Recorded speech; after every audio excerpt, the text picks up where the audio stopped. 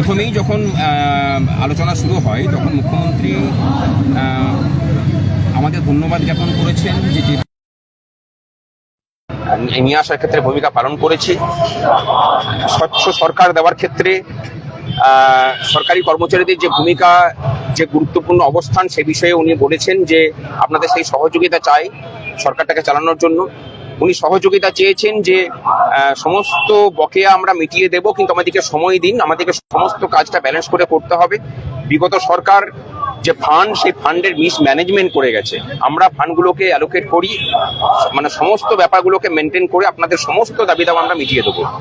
বিশেষ করে সুপ্রিম কোর্টের রায় অনুযায়ী গ্রান্ট ইন এডদের এখনো পর্যন্ত কোনো অর্ডার বেরোয়নি।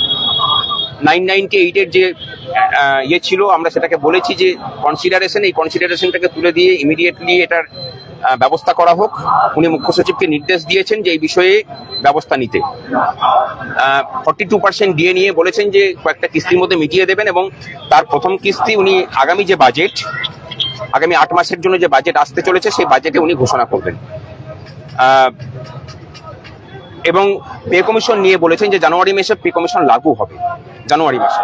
সুতরাং তার আগে আশা করি যে এই 42%-এর যে বিষয়, সেই 42%-এর বিষয়টা হয়তো অনেকটা মিটিয়ে ফেলতে পারবেন আর কি। উনিও আশা ব্যক্ত করেছেন যে আমরা ফান্ড দ্রুত ব্যবস্থা করছি, আমরা এগুলো করে নিতে পারবো। অস্থায়ী কর্মচারীদের ব্যাপারে আমরা দুটো পার্টিকুলার প্রস্তাব, এক কেন্দ্রীয় প্রকল্পে যুক্ত কর্মচারীদের ক্ষেত্রে আমরা বলেছি অন্যান্য রাজ্য যা দেয়, আসাম, বিহার, এরকম বেতন কাঠামো দিতে।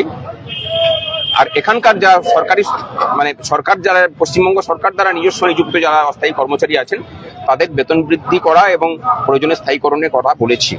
উনি বলেছেন যে আপনাদের শূন্যপদ পূরণের ক্ষেত্রে আপনাদের যে আন্দোলন, তাকে আমরা সম্মান জানাই এবং কথা দিচ্ছি আপনাদেরকে আগামী ডিসেম্বর মাসের মধ্যে 50,000 স্থায়ী পদে নিযুক্ত হবে।